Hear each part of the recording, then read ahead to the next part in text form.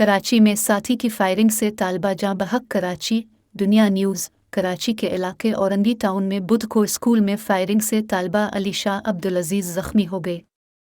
School इंतज़ामिया के मुताबिक firing school के क्लास रूम में हुई क्योंकि साथी तालिब इल्म असलहा लेकर आया था और फायरिंग के बाद फरार हो गया। तालिब इल्म के अहल खाना ने मोबाइल फ़ोन भी बंद कर दिया।